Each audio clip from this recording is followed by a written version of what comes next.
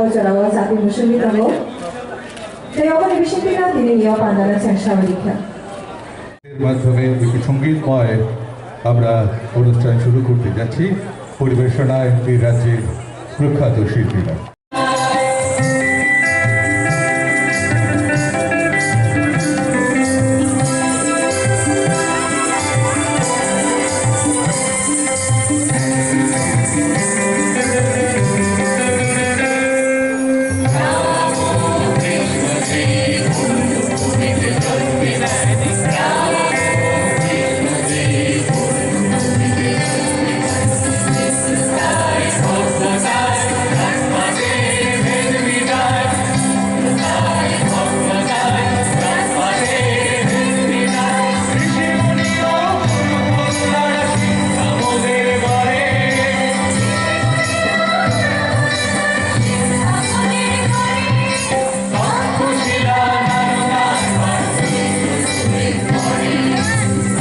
এটা আমরা কেন না আমরা নতুনভাবে আবার শুরু করি, তাতে করে যারা রাইটার তারাও উৎসাহিত হবে, বইয়ের যারা প্রকাশক তারাও উৎসাহিত হবেন, বইয়ের যে ভলিউম মানুষের কাছে পৌঁছবে, পড়বে।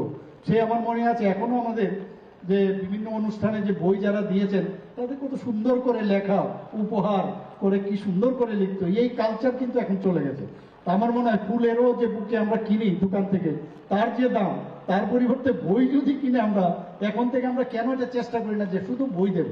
এই বইয়ের দিলে কিন্তু অনেক বেশি উৎসাহিত করা হবে এবং বই মেলা কিন্তু সারা বছরই চলবে আমি মনে করি, এবং যারা বিক্রেতারা আছে বিভিন্ন জায়গায় তারাও উৎসাহিত হবে এবং আনবেও বাইরের থেকে নতুন নতুন বইয়ের, সেটা বাংলাতেই হোক, হিন্দিতেই হোক, ইংলিশেই হোক।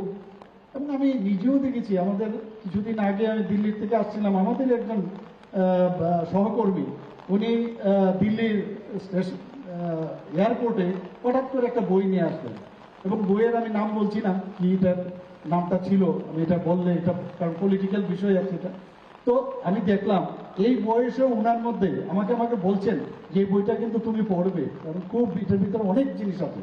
এবং এই যে 2 আওয়ার্স বা 2.5 আওয়ার্সের যে জার্নি দিল্লি থেকে আসা, সে পুরো বইটা কিন্তু পড়ে ফেলবে। এই যে আমাদের মধ্যে এই যে আগে ট্রেনে যাওয়া, আমরা সবসময় এই বই পড়ার যে অভ্যেসটা সেটা কিন্তু কমে গেছে। আমরা সিনেমা হলে আগে আমরা সিনেমার লাইনে সিনেমা যেতাম, সিনেমা হলে টিকিট পাওয়ার জন্য কত সমস্যা, এদিক ধরে অনেকে বলে টিকিট সংগ্রহ করতাম, কিন্তু এখন কিন্তু ঘরের মধ্যেই সিনেমা দেখা যায়। ঠিক তদ্রুপ এখন বইয়ের যে বিষয় যেহেতু স্ক্রিনে দেখা যায়, তো সেই কারণে বইটা কম গেছে।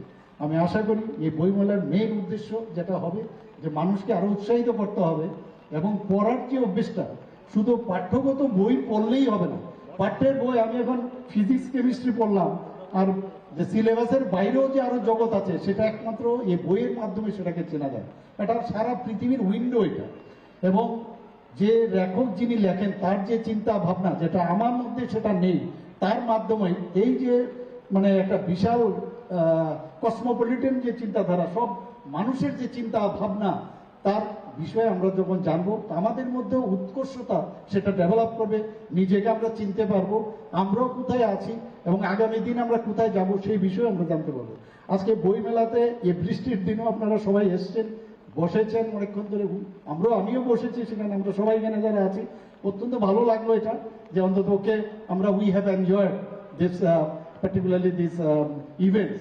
আমি আশা করি যে আগামী বছর এই বইমেলা আরো উত্তরোত্তর বৃদ্ধি করবে, এবং যারা বাইরের থেকে এখানে আসছেন, বাংলাদেশ থেকেও যারা এসছেন এখানে আমাদের সামনে কথা বলেছেন, সবাইকে আমি অসংখ্য ধন্যবাদ দেব যে ওনারা কষ্ট করে এত দূর থেকে এসছেন।